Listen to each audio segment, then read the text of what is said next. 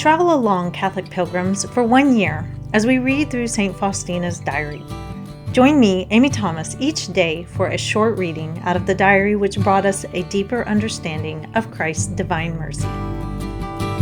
Welcome, Catholic pilgrims, to day 191 of our readings from St. Faustina's diary. It's a curious thing that we as humans think that we only do something that's really amazing if it's a big deal. Like if we just, quietly go off and feed a homeless person in quiet, nobody sees us doing it, and we just take care of that person's needs.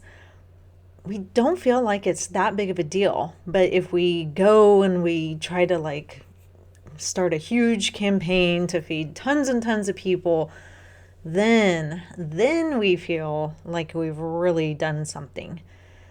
And it's so interesting how we feel that our worth comes from big, huge deeds. We don't feel like we've done anything with our life if we haven't done something really big, something spectacular, something that's going to wow everybody, something that gets in the history books.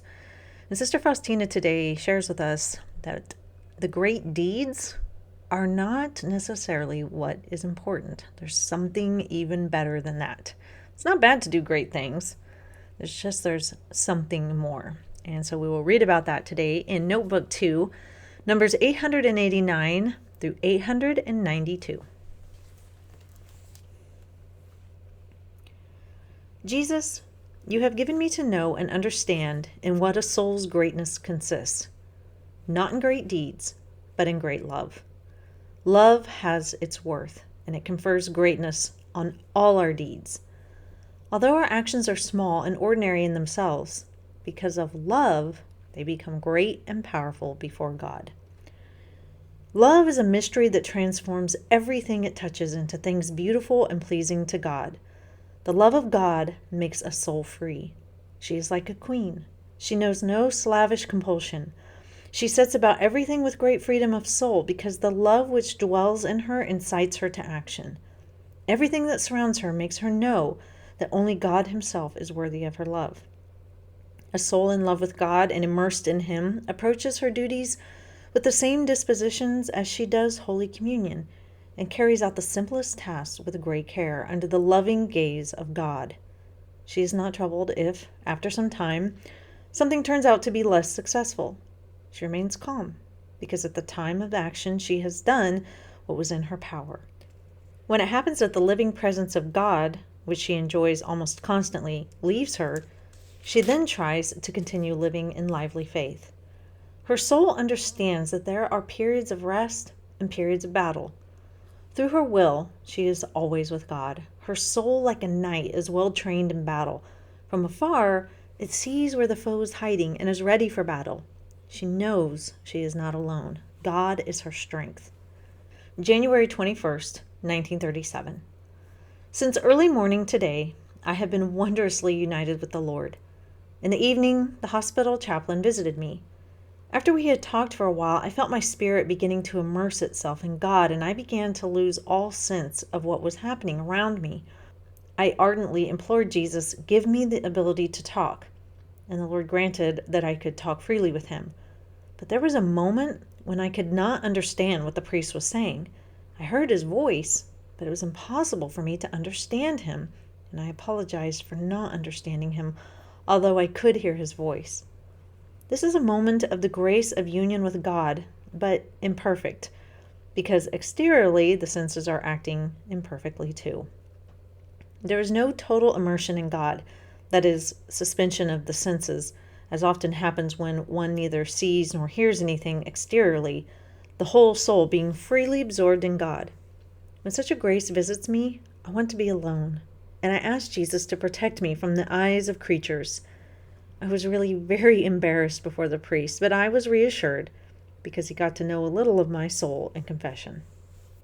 Today the Lord gave me to know in spirit about the convent of Divine Mercy. I saw a great spirit in this convent, but everything was poor and very scanty. Oh, my Jesus, you are allowing me to live in spirit with these souls, but perhaps I shall never set foot there. But may your name be blessed, and whatever you have intended, may it be done. So as a little recap here in this last number, 892, remember, Sister Faustina is supposed to be getting this convent of the Divine Mercy going.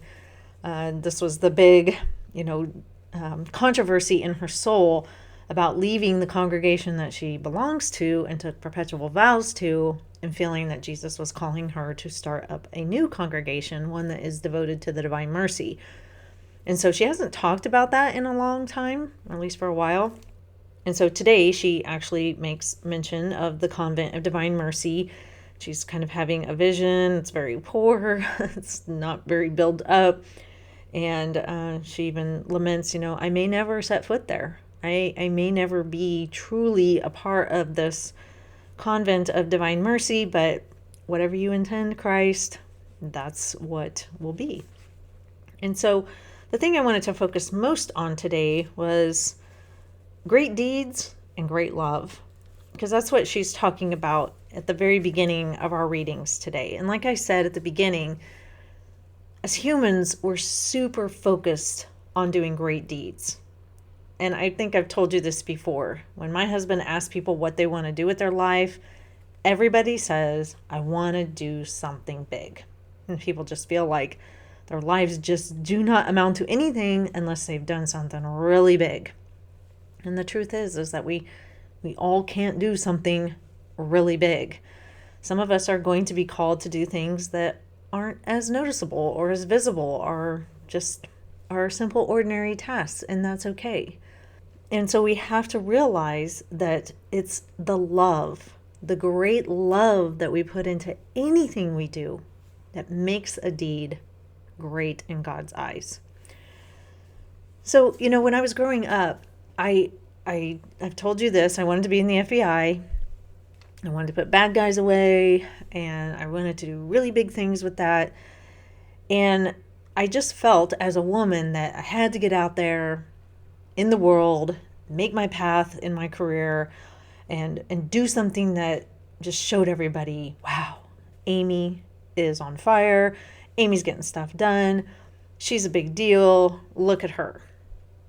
And so when I had my girls, my two girls, there was such a pull in my heart about staying home with them. I needed to do something big. I couldn't just be at home. I had to go out and do something, tackle the world, take it on, do amazing things. And yet my heart was like, I miss being home with my babies. And that was a super big struggle for me. And I went back and forth and back and forth. And sometimes I worked and sometimes I didn't. And when I was at work, I felt guilty for being at work and not home with my children. And when I was at home, I felt guilty for not doing anything that I deemed as being big enough. And I see a lot of women struggle with this.